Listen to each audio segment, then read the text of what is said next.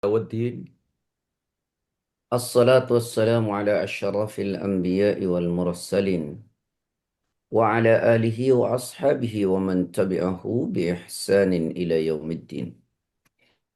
أشهد أن لا إله إلا الله وحده لا شريك له وأشهد أن محمدا عبده ورسوله لا نبي ولا رسول بعد وبعد.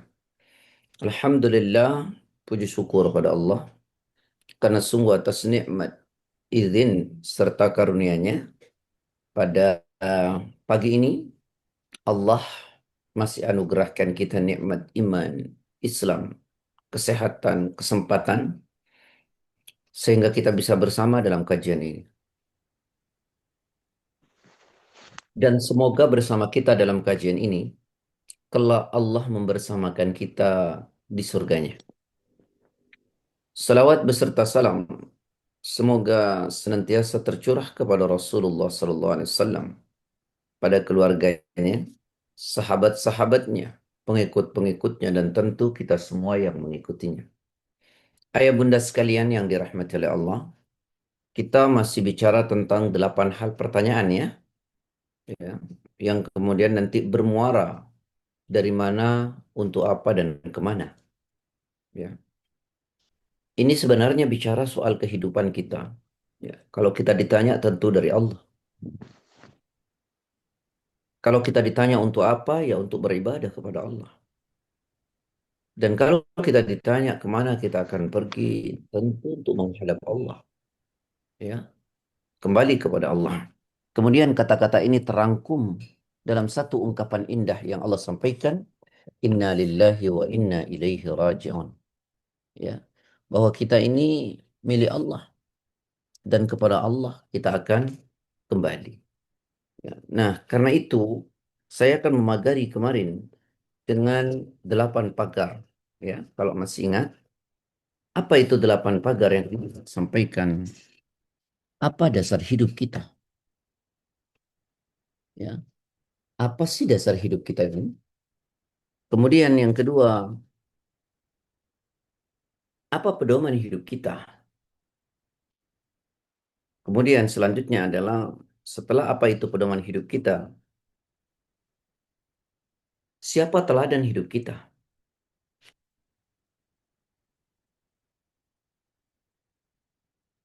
Setelah mengerti siapa teladan hidup kita, apa fungsi hidup kita ini?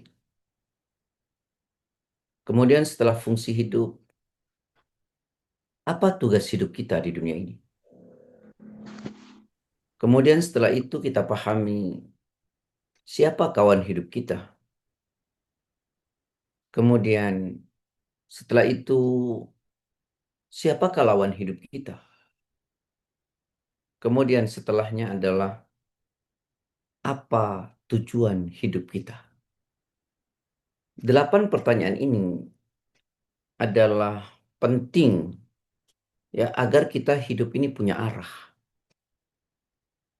Ketika 8 pertanyaan ini kita tidak bisa jawab dengan baik, maka hidup kita seperti tanpa arah.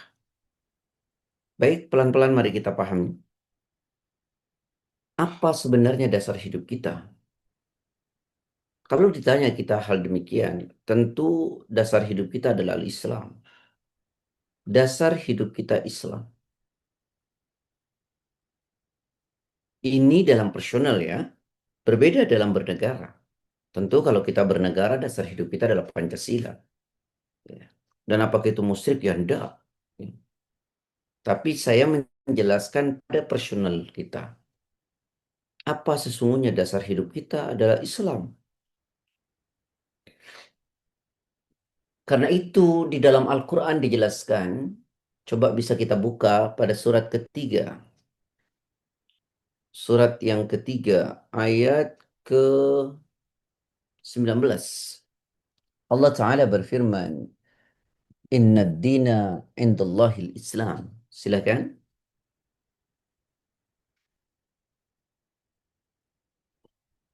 Surat 3 ayat ke-19. Bismillahirrahmanirrahim. Sesungguhnya agama di sisi Allah ialah Islam. Tidaklah bersalah orang-orang yang telah diberi kitab kecuali setelah mereka memperoleh ilmu. Karena kedengkian di antara mereka, barang siapa ingkar terhadap ayat-ayat Allah, maka sesungguhnya Allah sangat cepat perhitungannya. Ya, bukan tidak bersalah ya, tapi tidak berselisih. Baik, saya bacakan. Sesungguhnya agama yang benar di sisi Allah hanyalah Islam. Jadi karena itu ini penting kita untuk belajar fanatik pada persoalan ini. Orang sering bilang begini, ayah bunda, semua agama itu sama. Saya mengatakan tidak demikian. Agama tidak sama. Tentu saya sebagai seorang muslim dan kita semua sebagai seorang muslim tidak ingin disamakan dengan yang lainnya. Tidak, agama tidak sama. Karena tak kata Allah agama yang benar di sisi Allah hanyalah Islam. Atau orang berkata, semua agama benar. Tentu juga tidak. Maka kalau mau bicara seperti itu, harus dilanjutkan. Semua agama benar menurut pemeluknya masing-masing. Ya tentu bagi kita yang benar adalah Islam. Bagi saudara kita Nasrani adalah Nasrani. Ya. Tapi kalau saya ditanya, tidak semua agama benar. Menurut saya agama yang benar adalah Islam. Tapi kita menghargai orang lain. Yang kemudian dalam konsep kita, lakum dinukum waliyadin. Bagi kamu agamamu dan bagiku adalah agamaku. Artinya dalam konteks ritualistik, kita harus masing-masing saling menghargai saja. Tapi dalam dimensi sosial, kita bersama-sama selama tidak ada larangan dalam agama. Tidak kemudian orang atas nama, mohon maaf ya, toleransi. Lalu kemudian kita diajarkan mencampur aduk dalam konteks ritual, itu tentu tidak benar. Ya sudah, bagi saya adalah Islam. Saya beribadah, salat Idul Fitri. Bagi saudara saya adalah misalnya ke gereja dan seterusnya. Itu masing-masing. Ya, tidak kemudian atas nama toleransi kita melakukan hal-hal yang tidak dibenarkan dalam agama. Ya, jadi selesai ya Bunda ya. Ayah Bunda bahwa agama yang benar di sisi Allah hanyalah Islam. Tidak boleh mengatakan semua agama sama. Tidak boleh semua mengatakan agama itu benar. Kalau mau menurut pemeluknya masing-masing. Kenapa? Karena di dalam Al-Quran kita bilang mencari agama selain Islam itu tidak diterima oleh Allah. Apakah ini keras? Ya enggak. Buka Quran. Surat yang sama, surat ketiga ayat 85. وَمَنْ يَبْتَغِ غَيْرَ الْإِسْلَامَ دِينًا فَلَا يُقْبَلُ مِنْهُ. Boleh saya bantu Pak Akib, suaranya nggak kedengaran. Mohon Barang maaf. siapa mencari agama selain Islam, dia tidak akan diterima dan di akhirat dia termasuk orang yang rugi. Nah, barang siapa mencari agama selain Islam, maka tidak diterima oleh Allah. Ini ayat Quran yang mengatakan, barang siapa mencari agama selain Islam, maka tidak diterima. Oleh siapa? Oleh Allah. Ini jelas ya, bahwa kalau kita yang ditanya, apa agama yang benar? Ya Islam. Karena mencari agama selain Islam tidak diterima. Nah, tapi bukan berarti kemudian kita mencerca, menghardik teman-teman kita, saudara-saudara kita yang beragama lain. Tidak demikian. Konsepnya sederhana. Lakum dinukum. Ya sudah, bagi kamu agamamu, bagi saya agama saya. Dalam sosial, ayo kita bersama-sama selama tidak ada larangan dalam agama. Karena nanti akibatnya begini. Kalau orang semua mengatakan agama itu sama, semua agama benar, ujung-ujungnya akhirnya apa? Orang bisa menikah antar agama. Dan ini persoalan. Kenapa? Karena Islam melarang itu. Buka surat Al-Baqarah ayat 221. 221.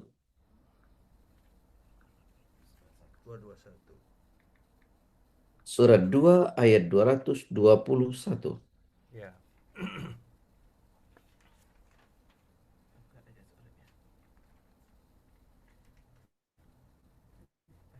Ya, ya Pak Ustadz, dah. Ya, silakan. Dibaca Pak Ustadz atau artinya aja? Ya, nanti saya bacakan. Silakan, Pak. Baca dulu artinya. Dan janganlah kamu nikahi perempuan musyrik sebelum mereka beriman. Sungguh, hamba sahaya perempuan yang beriman lebih baik daripada perempuan musyrik, meskipun dia menarik hatimu. Dan janganlah kamu nikahkan orang laki-laki musyrik dengan perempuan yang beriman sebelum sungguh hamba sahaya laki-laki yang beriman lebih baik daripada laki-laki musyrik, meskipun dia menarik hatimu. Mereka mengajak ke neraka, sedangkan Allah mengajak ke surga. Dan ampunan dengan izinnya, Allah mereka menerangkan ayat-ayatnya kepada manusia agar Jadi, mereka mengambil pelajaran. nah, ikhwani wa ikhwati fillah, saudara-saudaraku yang saya cintai karena Allah, ayah bunda, jadi jelas sekali dalam Al-Quran bagaimana kita diajarkan, ya. Tadi saya sampaikan yang pertama, agama yang benar di sisi Allah hanyalah Islam. Kemudian pada dalil kedua Anda sampaikan, ya, barang siapa mencari agama selain Islam, maka tidak akan diterima oleh Allah. Ya. Oleh karenanya kita tidak boleh mengatakan semua agama sama. Ini prinsip. Karena ketika orang mengatakan semua agama sama, ujungnya nanti orang akan mengatakan kalau begitu ya tidak apa-apa akhirnya. Menikah antar agama. Coba perhatikan. Wala tunkihul musyrikati hatta yu'minna. Wala amatun mu'minatun khairun min musyrikati walau a'jabatkum. Ya. Kata Allah, dan janganlah kamu nikahi perempuan musyrik. Jangan kamu nikahi perempuan musyrik sebelum mereka beriman. Kata Allah, sungguh hamba sahaya perempuan, budak, ya, perempuan yang beriman itu lebih baik daripada perempuan musyrik. Meskipun dia menarik hatimu, dia cantik, dia kaya, tetap saja budak sahaya yang beriman itu lebih baik daripada wanita yang menarik tadi. Kalau dia musyrik, tidak beriman. Juga Allah katakan, "Wala tunkihul musyrikina hatta yu'minu, wala abdun mu'minun khairum min musyrikin walau a'jabakum."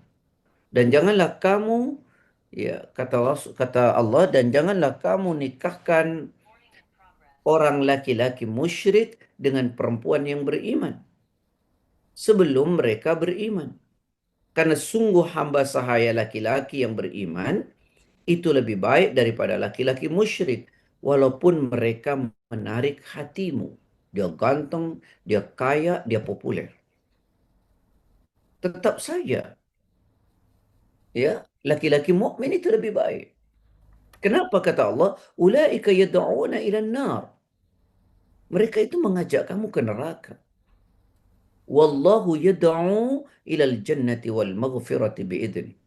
Sedangkan Allah mengajakmu ke dalam surga dan ampunannya dengan izinnya.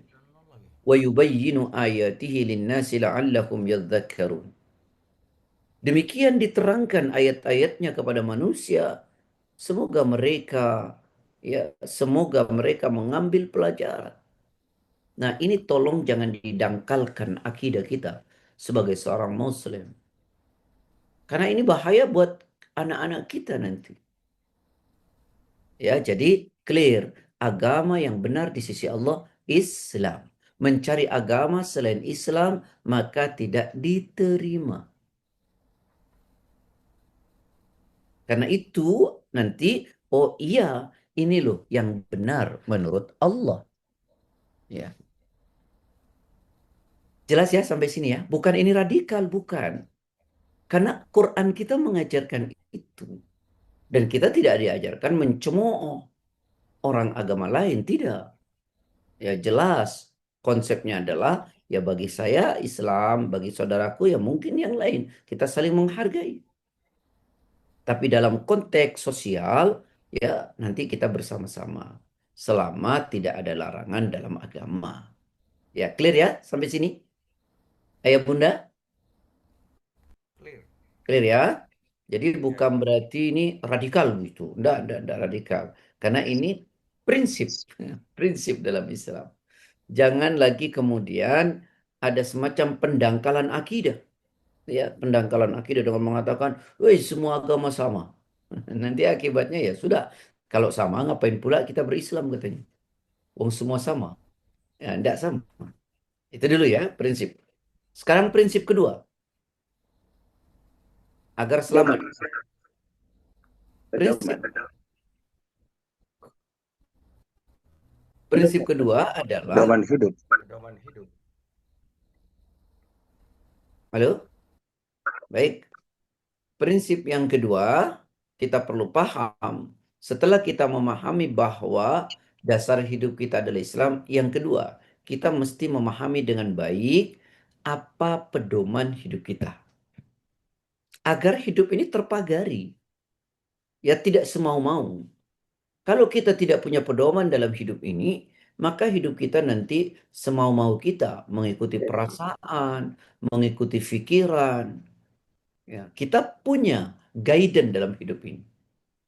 Ya, kita punya tuntunan dalam hidup ini.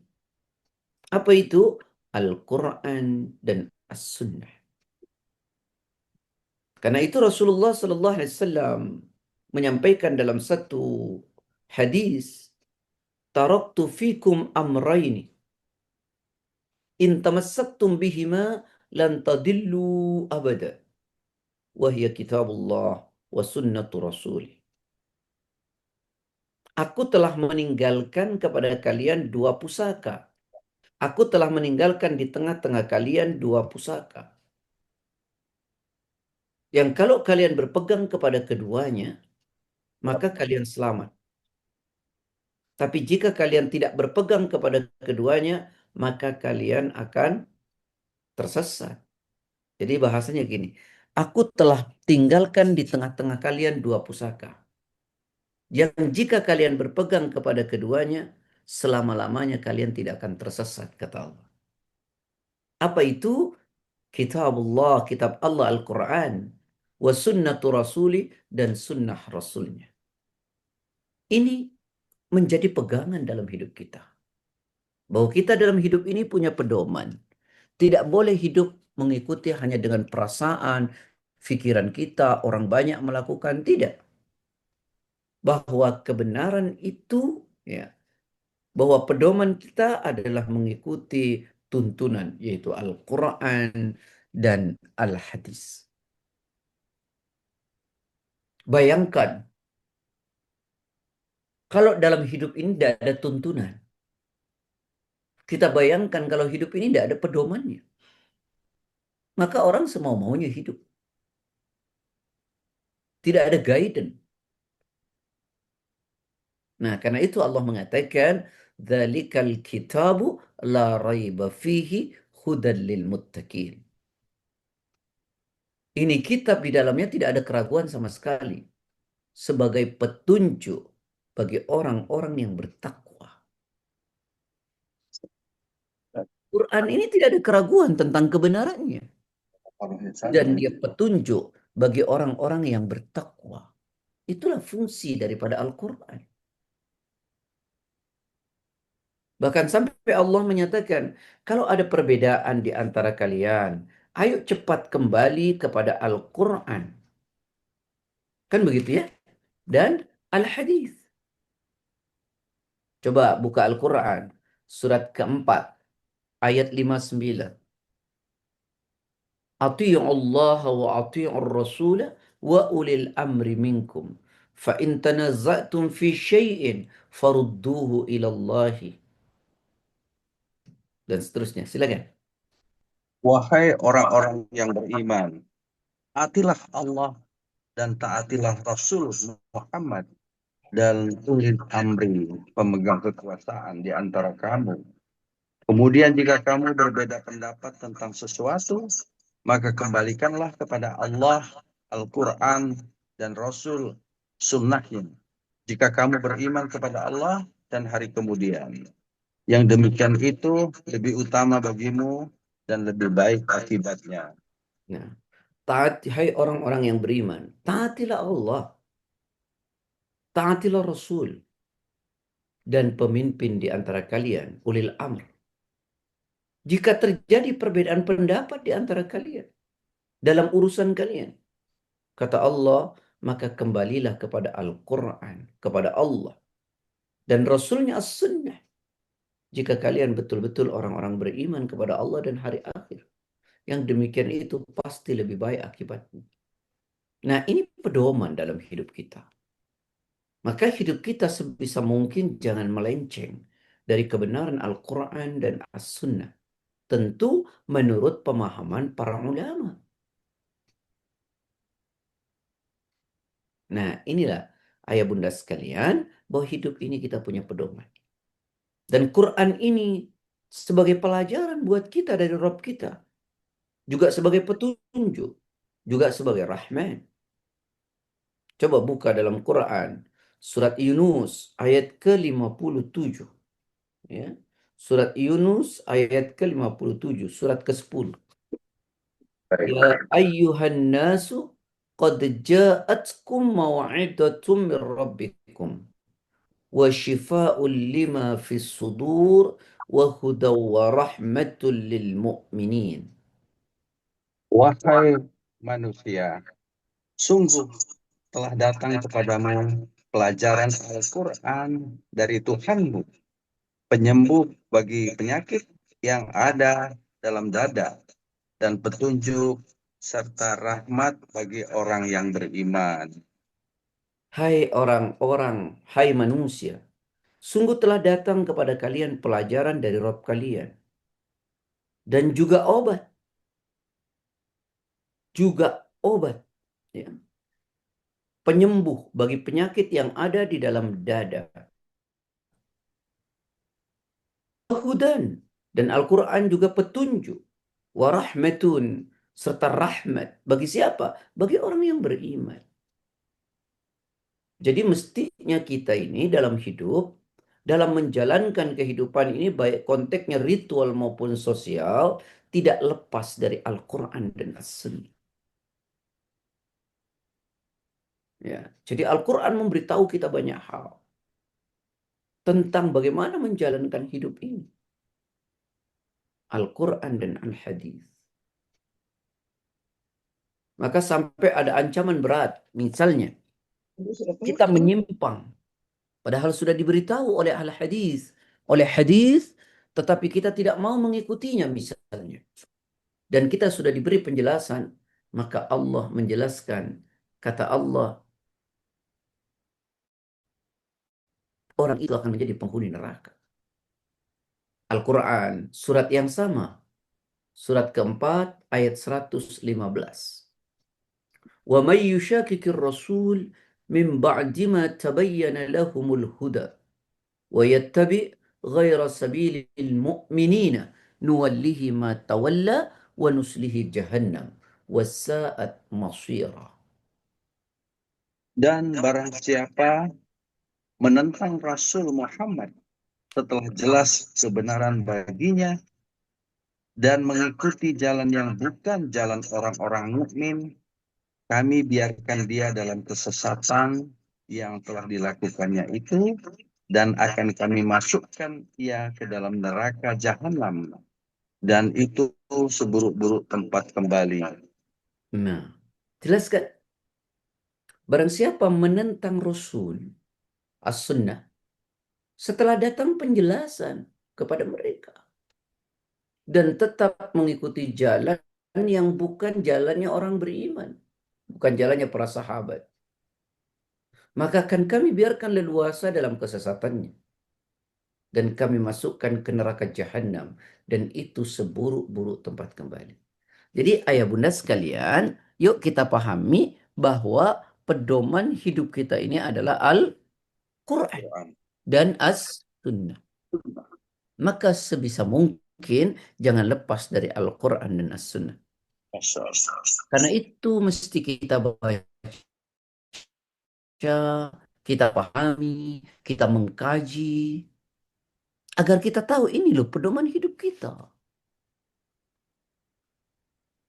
Tapi nyatanya memang, nih sedikit agak melebar ya ayah bunda, nyatanya banyak orang memang jauh dari Al-Quran.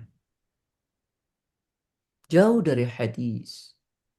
Jangankan mempelajarinya, membaca saja tidak mau. Bahkan kadang mohon maaf lahir batin, ada yang tidak bisa membacanya. Padahal kalau ditanya Muslim, bagaimana Quran itu akan menjadi pedoman dalam hidup kalau kita membacanya saja tidak. Dan ini ternyata dijelaskan juga dalam Al-Quran. Pada surat 25 ayat ke-30.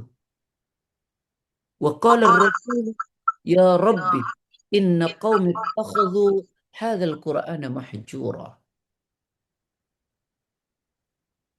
Dan Rasul Muhammad berkata, "Ya Tuhanku, sesungguhnya kaumku telah menjadikan Al-Quran ini diabaikan." Nah, dan Rasul berdoa, ya Rabb, sungguh kaumku telah menjadikan Al-Quran ini diabaikan. Apa yang dimaksud diabaikan? Kata ulama maknanya tiga. Siapa pengabai Al-Quran itu? Yang pertama adalah mereka Muslim tapi tidak pernah membaca Al-Quran. Muslim tapi tidak membaca Al-Quran. Yang kedua adalah Muslim membaca Al-Quran tapi tidak berusaha memahami kandungan Al-Quran. Yang kedua, dia membaca Al-Quran tapi tidak berusaha memahami kandungan. Ada kajian tidak pernah mau mengikutinya. Lalu bagaimana mau memahami? Yang ketiga adalah membaca Al-Quran, memahami kandungan Al-Quran, tapi tidak mengamalkan isinya. Ini adalah pengabai Al-Quran. Yang disebutkan dalam Quran tadi, surat ke eh, apa namanya 25 ayat 30.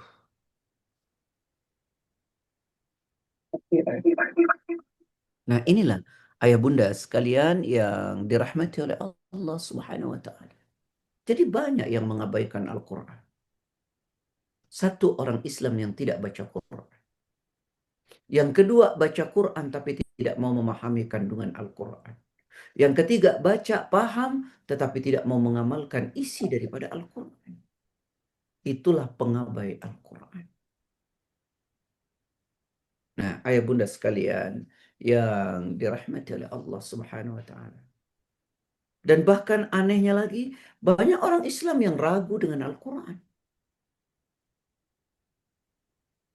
Ini lebih berbahaya lagi. Rukun iman dia rusak. Ragu terhadap Al-Quran. Bisa kita bayangkan.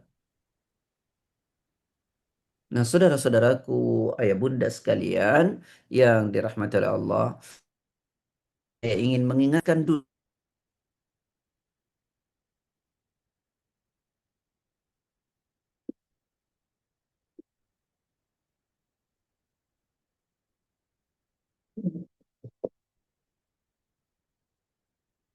syaitan yanfiru minal baitil ladzi tuqra'u fihi suratul Baqarah.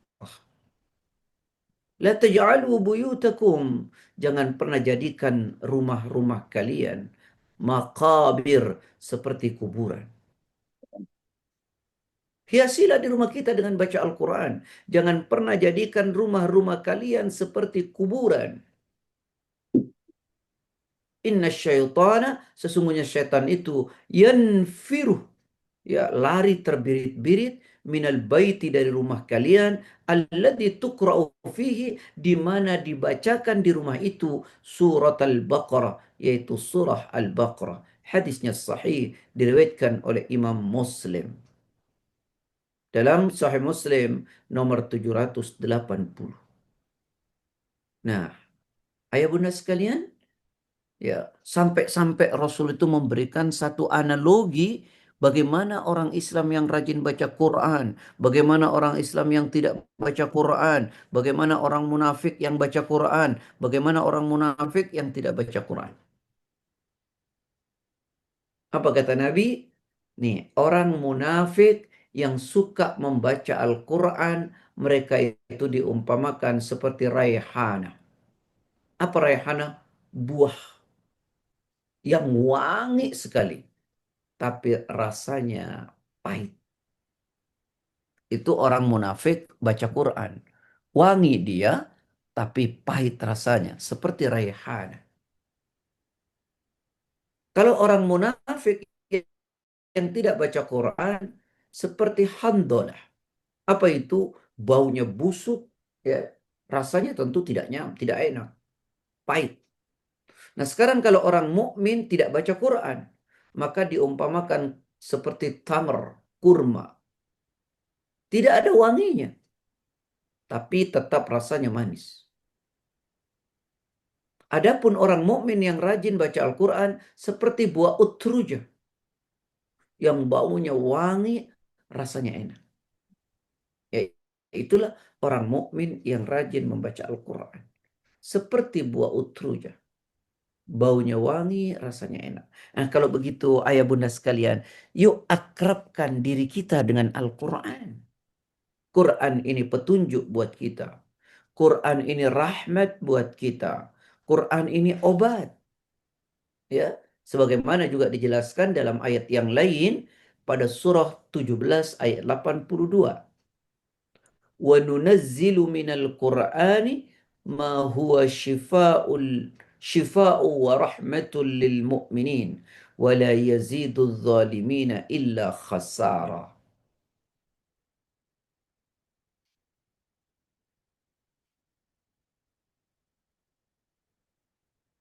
Masih di mute ya? Ya, masih di mute, tak terdengar.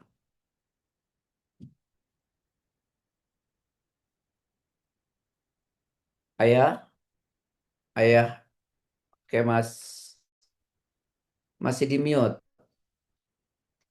Buka dulu. Baik. Baru.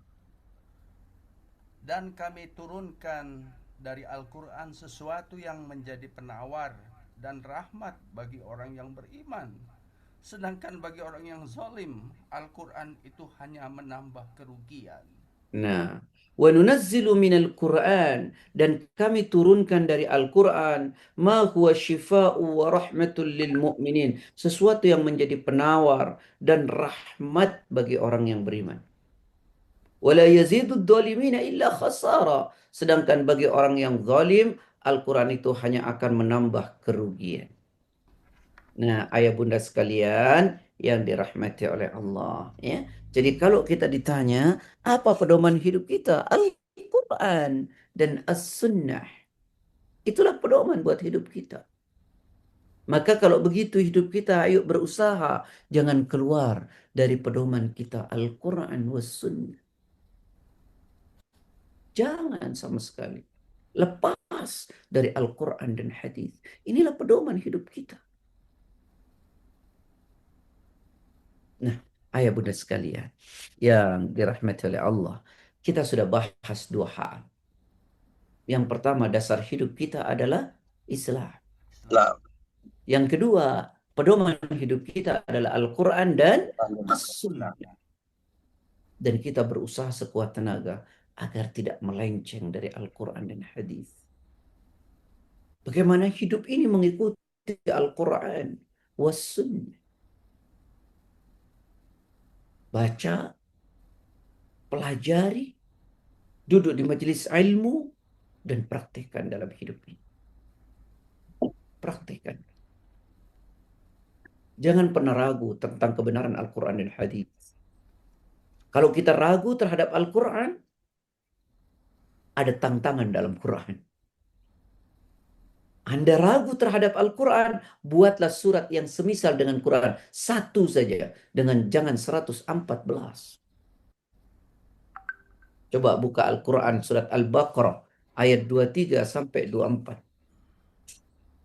Wa in kuntum fi raibim mimma nazzalna ala abdina fa'tu bi suratin min mithli wad'u syuhada'akum min dunillahi in kuntum sadiqin. فإن لم تفعلوا ولن تفعلوا فاتقوا النار التي وقودها الناس والحجارة أعدت للكافرين.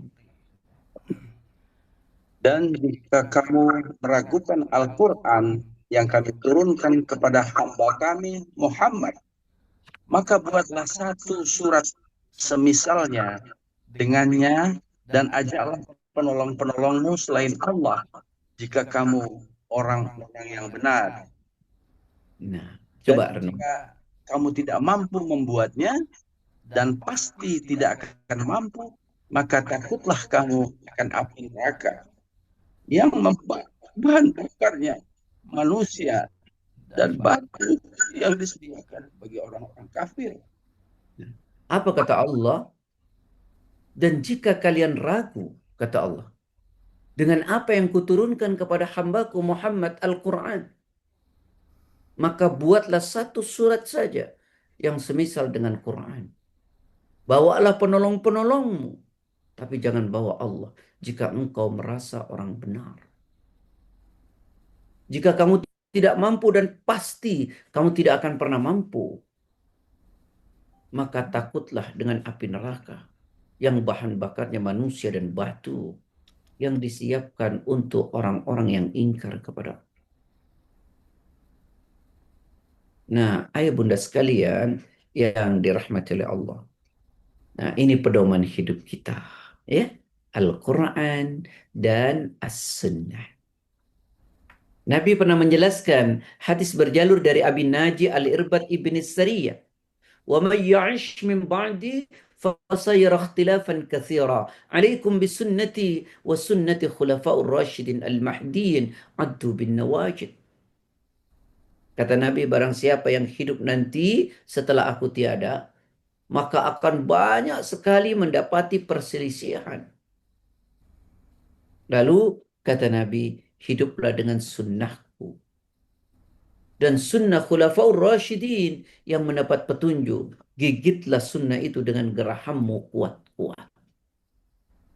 Nah, inilah ayah bunda bahwa hidup ini kita punya pedoman, yaitu Al-Quran was sunnah.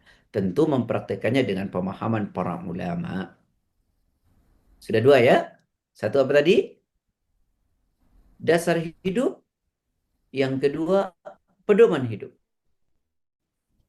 Yang ketiga, kita akan bicarakan siapa teladan hidup kita. Role model dalam hidup kita ini siapa?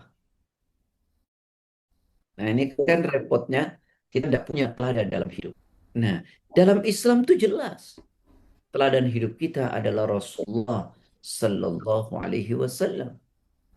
Bagaimana Rasulullah menjalankan ibadah, kita contoh.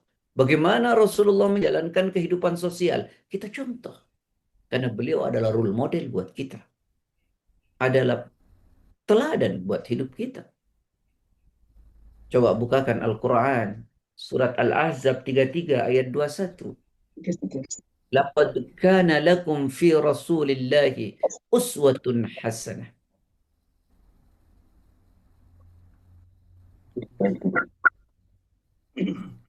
Sungguh telah ada pada diri Rasulullah itu suri teladan yang baik bagimu dan bagi orang yang berharap rahmat Allah dan kedatangan hari kiamat yang banyak mengingat Allah.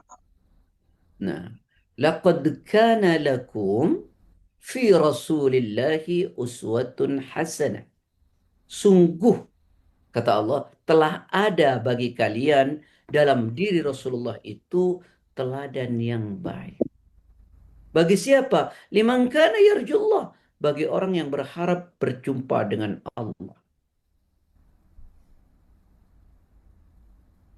Apalagi wal yaumil akhir, ya, dan kedatangan hari akhir. Wa dzakarallaha katsira, dan yang banyak mengingat Allah.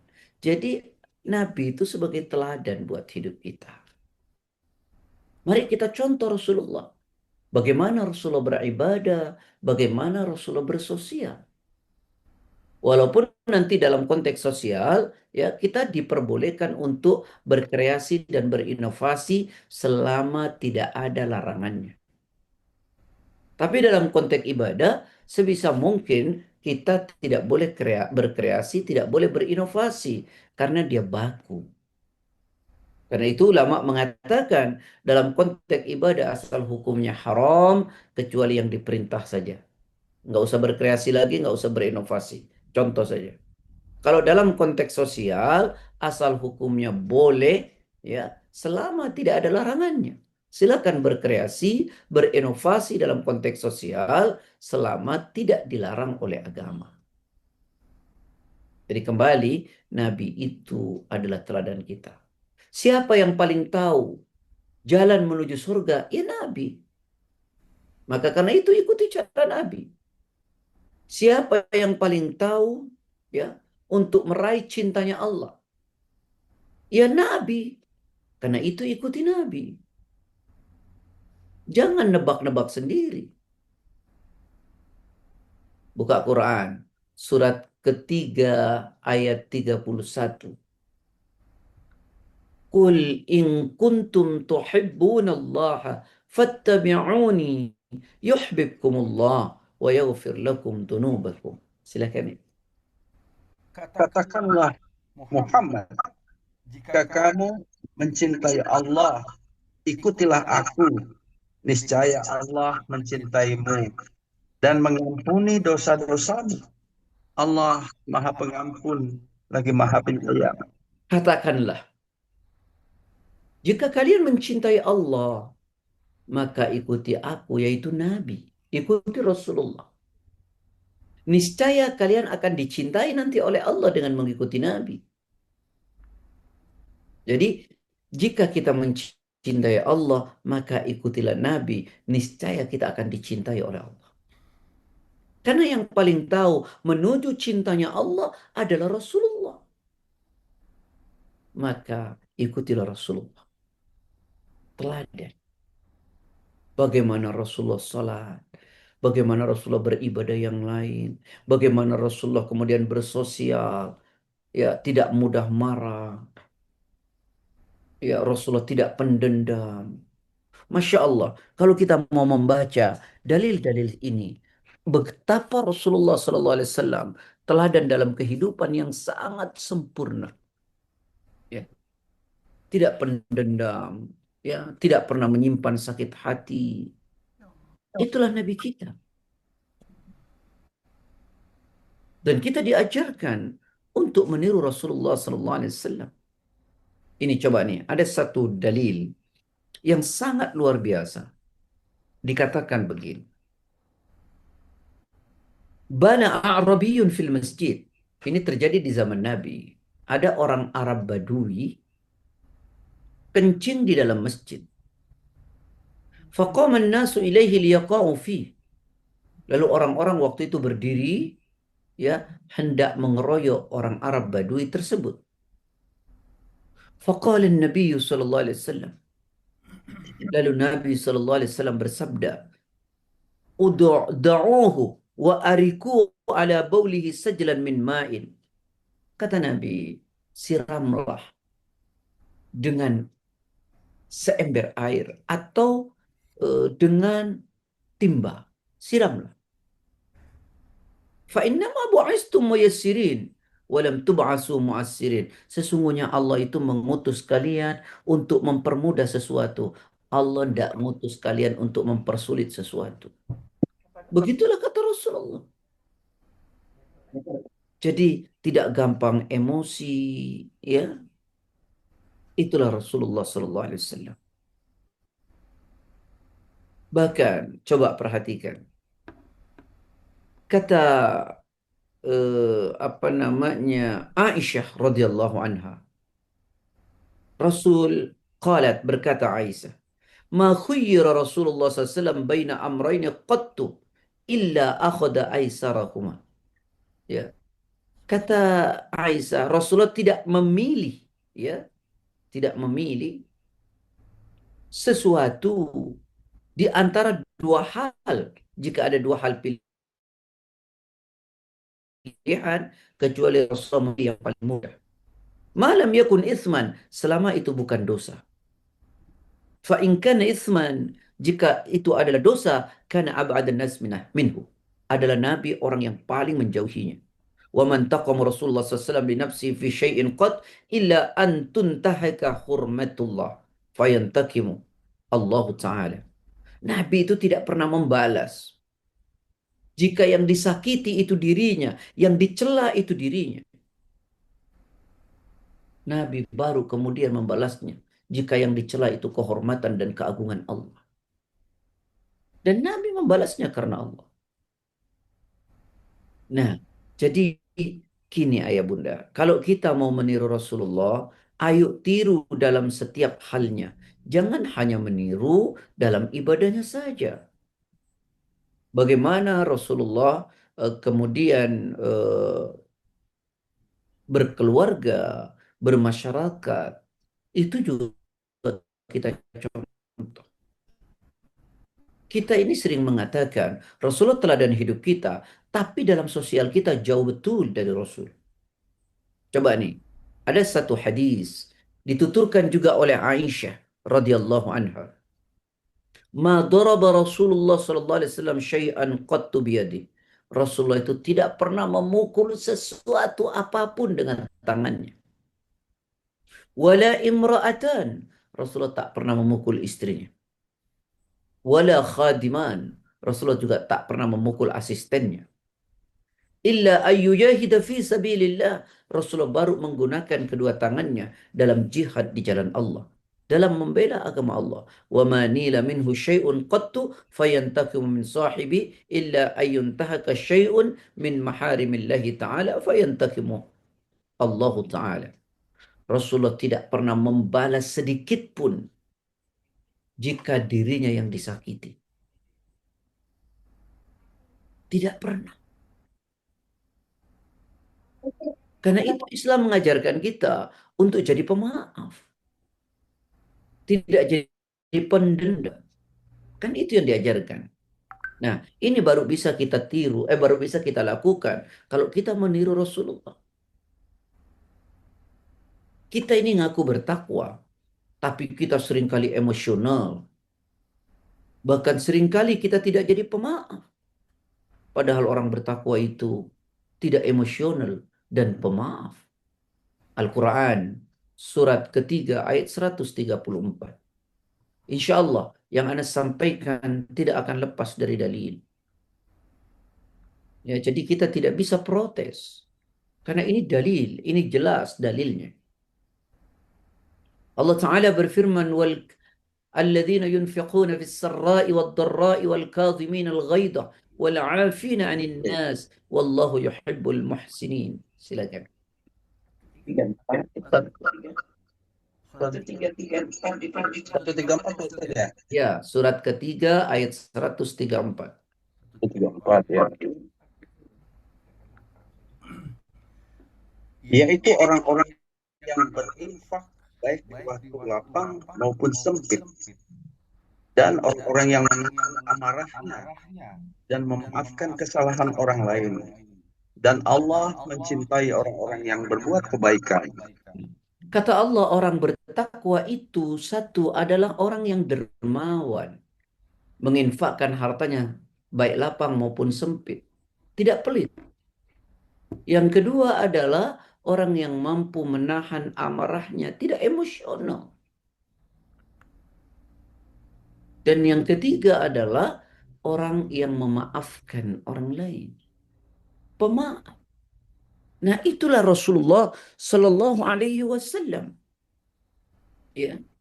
Bahkan ada satu riwayat yang kalau kita membacanya rasanya kok begitu sabarnya Rasulullah. Contoh, hadis dari sahabat Anas bin Malik diriwayatkan oleh Imam Bukhari dan Imam Muslim dalam kitab Riyadhus Shalihin nomor 640.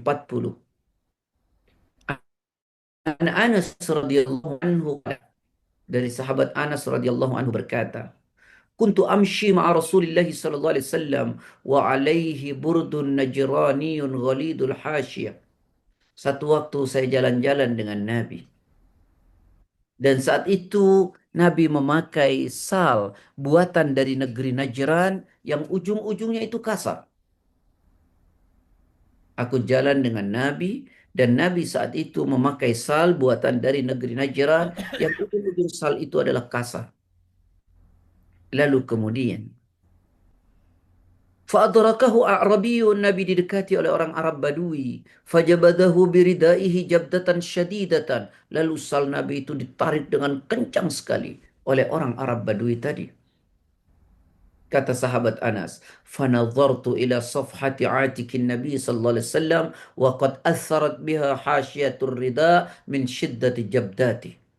Lalu aku lihat di tengkuk Nabi ini merah karena tarikan orang Arab Badui itu yang sangat kencang sampai merah. Apakah Nabi marah? Tidak. Karena Nabi tahu ini orang Arab Badui, dia tidak mengerti. Dia memang biasa kasar.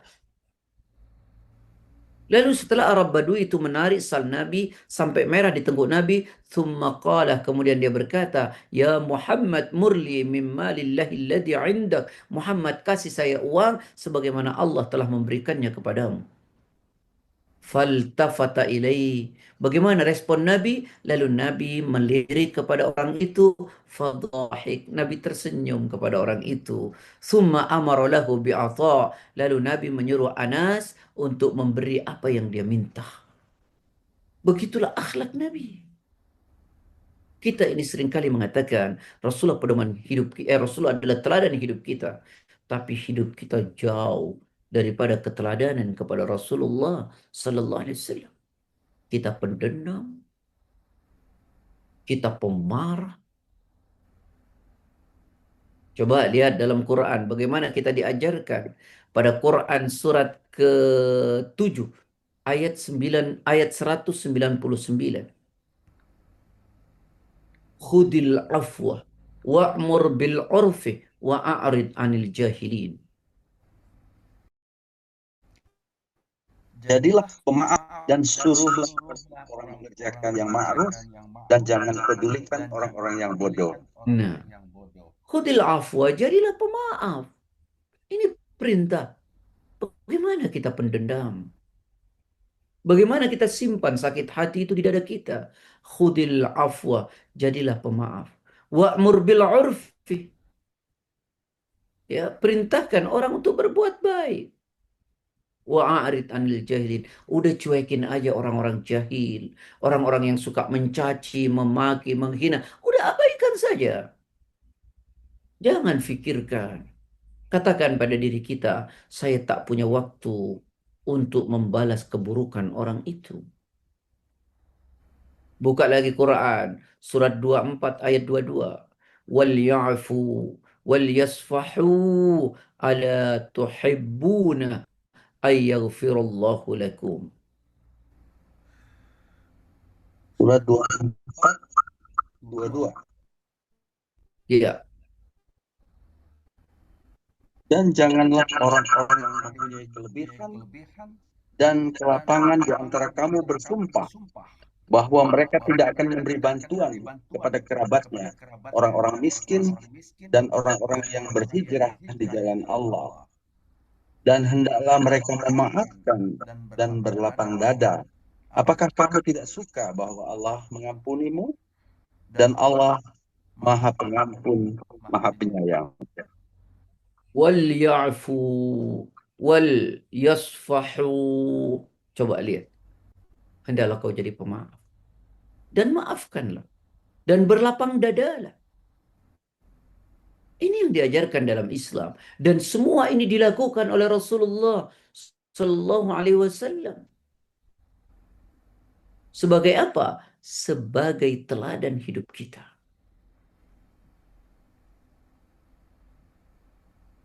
Bahkan jika ada orang zalim, bagaimana perlakuan kita? Allah Ta'ala berfirman, وَلَمَنْ صَبَرَ وَغَفَرَ إِنَّ ذَلِكَ لَمِنْ عَزْمِ الْأُمُورِ. Akan tetapi bagi orang yang sabar dan memaafkan, sungguh demikian itu adalah hal yang paling utama, hal yang diutamakan oleh Allah. Lalu bagaimana sakit hati, dendam, itu ada pada diri kita, sementara kita mengatakan Rasulullah adalah teladan hidup kita. Yuk, kalau Rasulullah teladan, contoh Rasulullah. Jadilah orang yang paling bermanfaat buat orang lain. Khairun nas anfa'uhum linnas. Sebaik-baik manusia adalah manusia yang paling banyak memberi manfaat buat orang lain. Kalau kita tidak bisa memberi manfaat kepada orang lain, setidaknya jangan bikin susah orang. Kalau kita tidak bisa bikin orang tersenyum, setidaknya jangan bikin orang menangis. Kalau kita tidak bisa bikin bahagia, jangan bikin susah. Ya, kembali ya. Ini contoh-contoh bahwa Rasulullah itu sebagai teladan hidup kita. Tidak hanya dalam konteks ibadah, tapi juga dalam dimensi-dimensi sosial. Baik, dapat 3 ya. Satu, Alhamdulillah. yaitu dasar hidup kita Islam. Yang kedua, pedoman hidup kita Al-Quran dan Hadis. Yang ketiga adalah teladan kita Rasulullah Sallallahu Alaihi Wasallam. Nah, nanti pada pertemuan selanjutnya 5 kita selesaikan insya Allah. Baik, Silakan. terima kasih Pak Ustadz. Dan Bapak Ibu sekalian, jika ada yang ingin bertanya, saya persilahkan. Ini di chatting ini sudah ada pertanyaan Pak Ustadz dari Ibu Ida Rosmawati. Assalamualaikum, mengenai membaca surat Al-Baqarah agar terhindar dari setan, apakah sebaiknya dibaca semua dalam satu waktu atau dibaca setiap hari Pak Ustadz? Silakan Ustaz. Taib. Ayah bunda sekalian yang dirahmati oleh Allah. Bacalah Al-Baqarah semampu kita. Ya, semampu kita. Bahkan jika ayah bunda membacanya ayat 1 sampai 5, ya, atau pada ayat kursi dan setelahnya, ya. Ya, apalagi kalau dibaca seluruhnya. Ya, boleh dibaca setiap hari di apa namanya dicicil gitu. Jadi pokoknya dibacakan Al-Quran, ya, terutama Al-Baqarah, maka setan akan lari dari rumah kita. Itu cara meruqyah yang terbaik. Ya, bahkan ada yang lebih mudah lagi, Bunda. Kata Nabi, "Man qala la ilaha illallah wahdahu la syarika lah, lahul mulku wa lahul hamdu wa huwa ala kulli syai'in qadir." Baca itu mi'ata marrah, 100 kali dalam sehari, maka pahalanya sama dengan memerdekakan 10 orang budak. Yang kedua akan dicatat 100 kebaikan oleh Allah. Yang ketiga akan dihilangkan 100 keburukan darinya. Yang keempat, maka dirinya akan dijaga oleh setan. Kalau dibacanya pagi sampai sore, kalau dibacanya sore sampai pagi. Apa itu? La ilaha illallah wahdahu la syarikalah lahul mulku wa lahul hamdu wa huwa ala kulli syai'in qadir. Apakah itu ada hadisnya? Ada, sahih. Saya tidak menyampaikan kalau itu tidak ada dalilnya. Ya, hadis itu. Ya, hadis diriwayatkan oleh Imam Bukhari. Ya, dan juga Imam Muslim. Baik, wallahu a'lam. Baik. Bapak Ibu, saya persilakan Itu ada yang sudah raise hand ya? tanya. Ada yang sudah raise hand ya? Silakan Pak Faizin Nur. Silakan Pak Faizin. Ya, terima kasih. Assalamualaikum warahmatullahi wabarakatuh. Waalaikumsalam warahmatullahi wabarakatuh. Terima kasih Ustadz atas kesempatannya untuk bertanya. Saya mau bertanya tentang pagar yang kedua yaitu pedoman hidup kita. Pedoman hidup kita, Rasul tadi Ustaz sudah sampaikan bahwa berpesan bahwa ada dua pusaka yang ditinggalkan oleh Rasul, yaitu Al-Quran dan As-Sunnah. Pusaka Al-Quran, saya bisa memahaminya bahwa bukan memahami Al-Qurannya, Ustaz. Belum paham. Memahaminya bahwa itu ketika Rasul menyampaikan itu, Al-Qurannya sudah ada.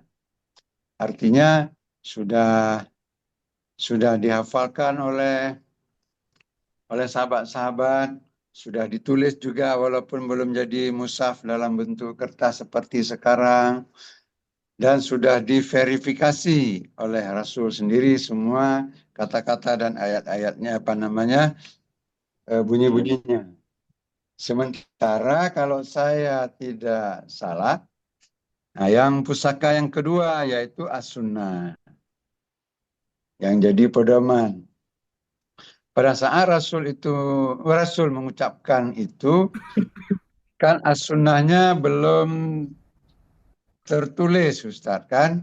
Kalau saya nggak salah, belum ditulis, belum disusun, dan tentu juga belum diverifikasi. Jadi yang kita lihat sekarang hadis-hadis itu, nggak ada pernyataan bahwa itu sudah diperiksa oleh Rasul, hadis-hadis satupun, ya kan?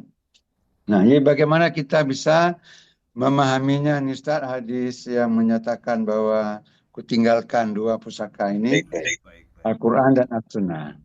Makasih Ustaz. Baik, Pak Faizin, silakan. Ayah Faizin Nur. Nah, ini saya sampaikan dulu pelan-pelan secara definisi dulu. Ya. Setelah definisinya dipahami baru nanti kita mengerti itu. Kalau tidak dipahami definisinya nanti repot ini. Apa itu Ya. sunnah? Aqwalun, ya, adalah ucapan-ucapan Nabi. Wa af'alun, perbuatan-perbuatan Nabi. Wa taqrir, dan ketetapan-ketetapan Nabi. Ucapan Nabi, perbuatan Nabi, dan ketetapan Nabi. Tentu ucapan Nabi didengar oleh sahabat, perbuatan Nabi dilihat oleh sahabat, ketetapan Nabi disaksikan oleh para sahabat. Nah, sahabat-sahabat itulah yang kemudian menuturkan apa yang diucapkan Nabi, apa yang dikerjakan Nabi, dan apa yang ditetapkan Nabi. Nah, kemudian itulah yang disebut dengan hadis. Perbuatan Nabi itu sunnahnya, lalu kemudian setelah diucapkan oleh sahabat-sahabat, itu kemudian menjadi hadis. Verifikasinya oleh siapa? Oleh para ahli-ahli di bidang hadis. Saya sendiri tidak memverifikasi, tidak mengerti. Karena itu ada ulumul hadis. Oleh para ulama-ulama ahli hadis itu. Sehingga dirunut nanti sanatnya itu. Nyampe enggak kepada para sahabat? Nyampe enggak kepada Nabi? Kalau ada stagnan, ada distorsi, bahkan satu orang saja ada pembohong, maka itu tidak akan dipakai. Nah, kemudian terklasifikasilah hadis itu, ada yang sahih, ya, ada yang maudhu bahkan palsu. Nah, itulah berdasarkan verifikasi. Jadi begitu ya. Jadi ada ilmunya itu. Ya. Makanya karena itu saya selalu menyampaikan kan tadi ini hadisnya sahih menurut ini. Nah, gitu ya. Hadisnya sanatnya ini, perawinya ini, sahih menurut ini, bahkan tadi saya sampaikan kitabnya ini nomor segini. Nah, gitu ya.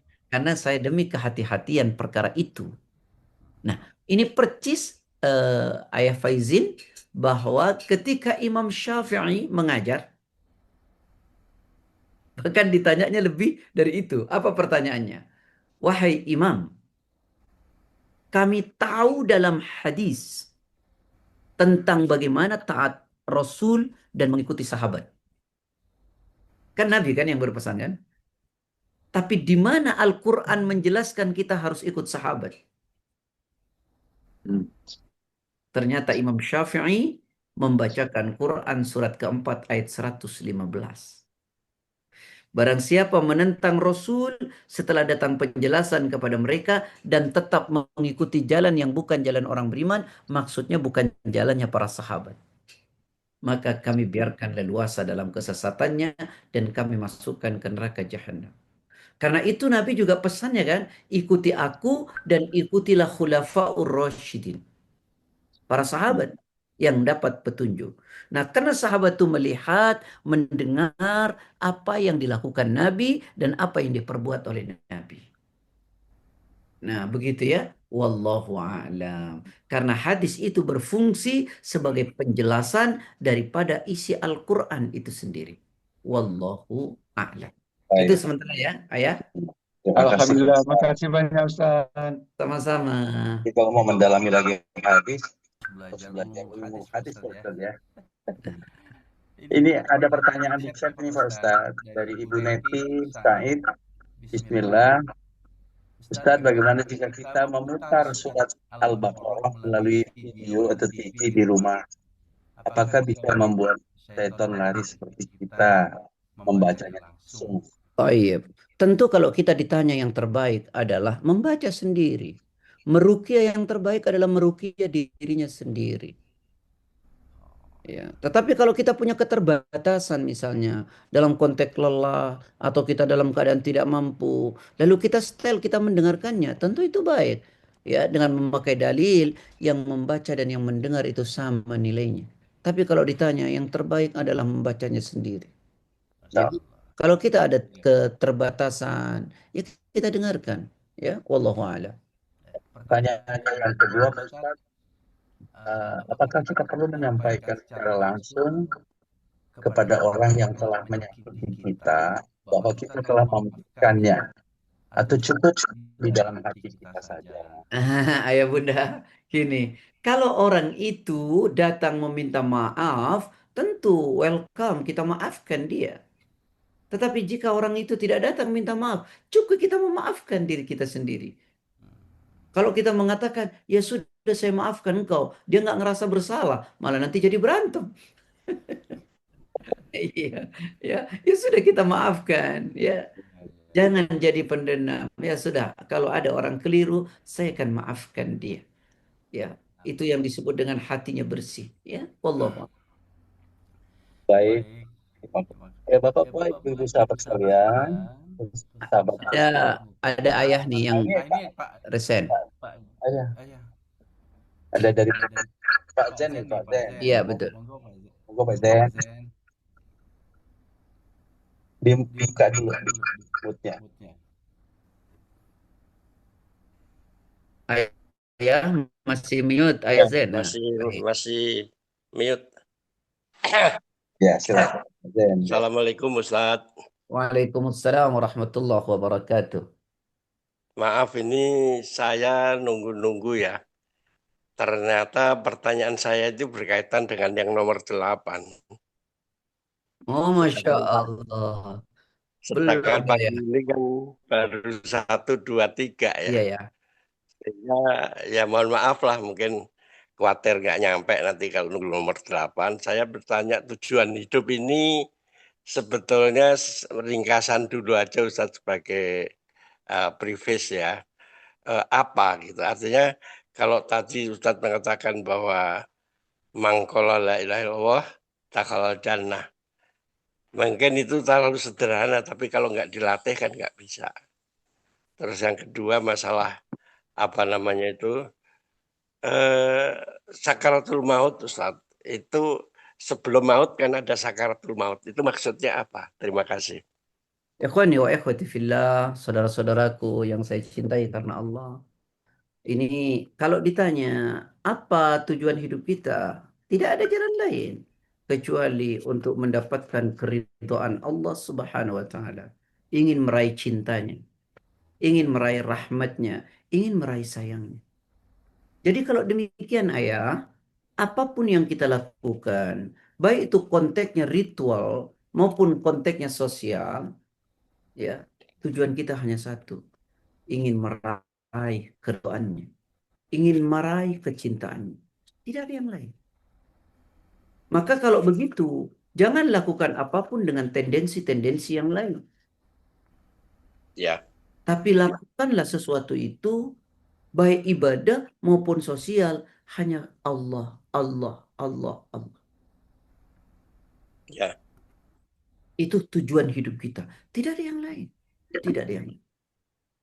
Maka ketika kita beribadah, tidak tujuannya karena Allah, demi Allah itu tidak akan bernilai apa-apa. Tidak akan bernilainya Masya apa-apa. Allah.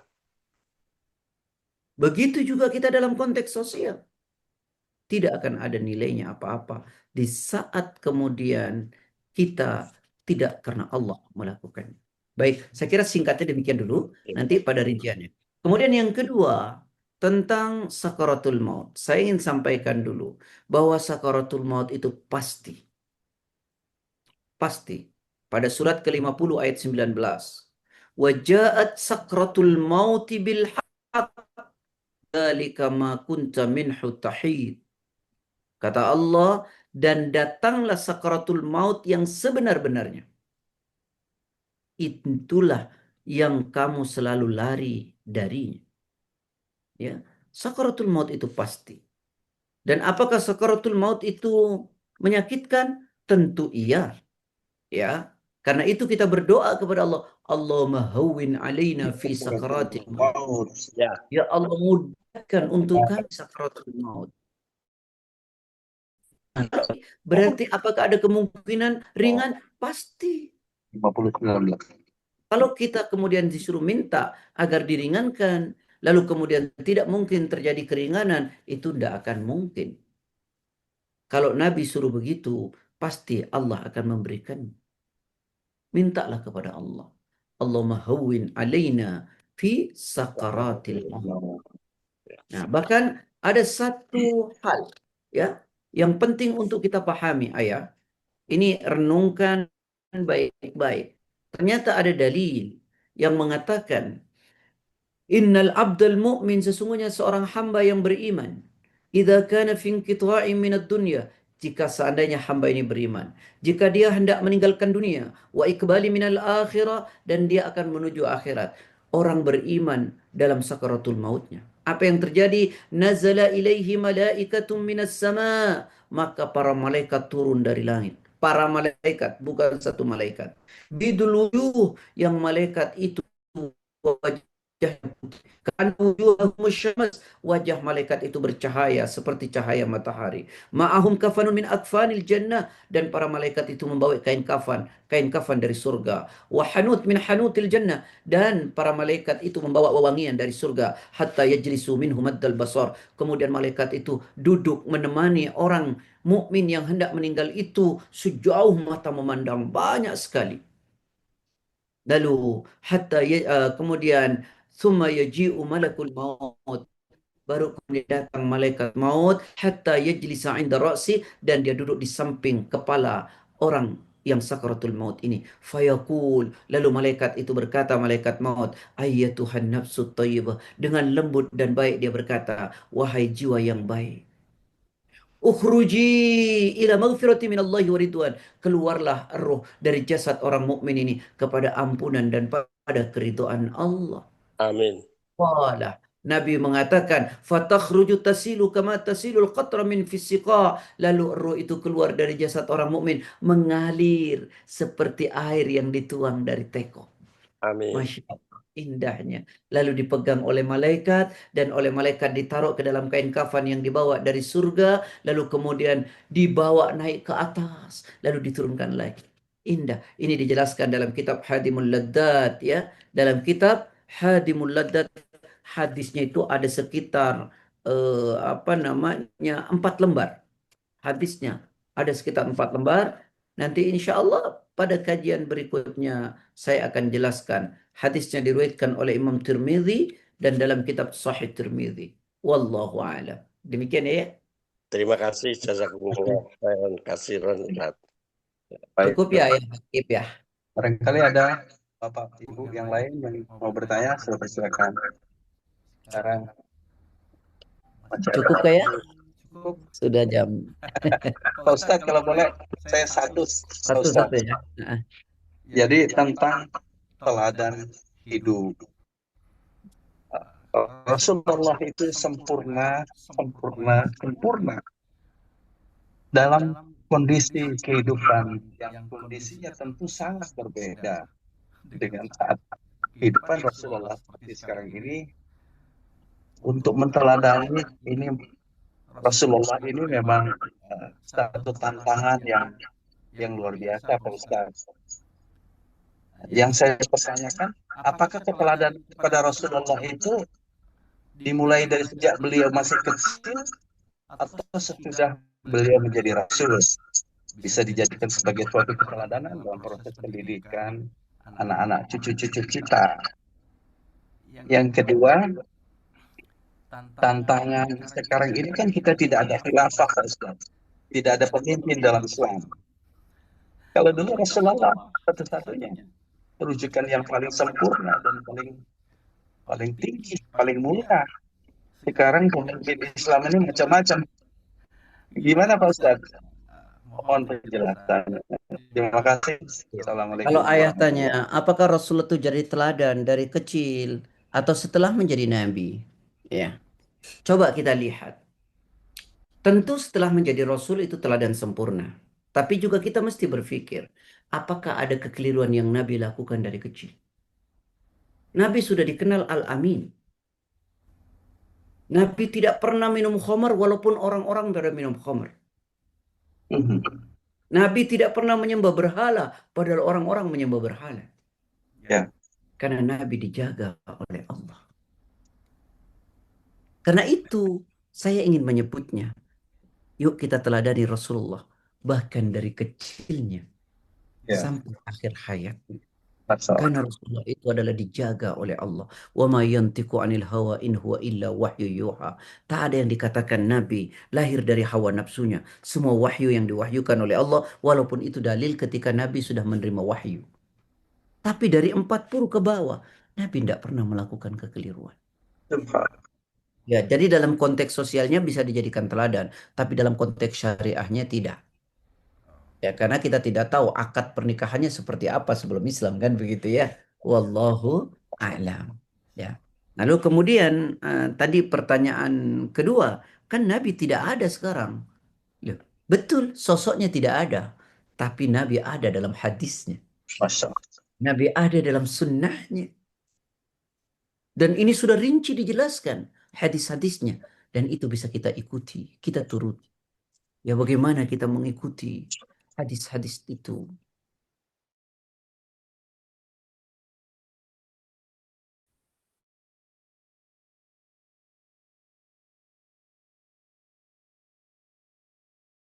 Ya.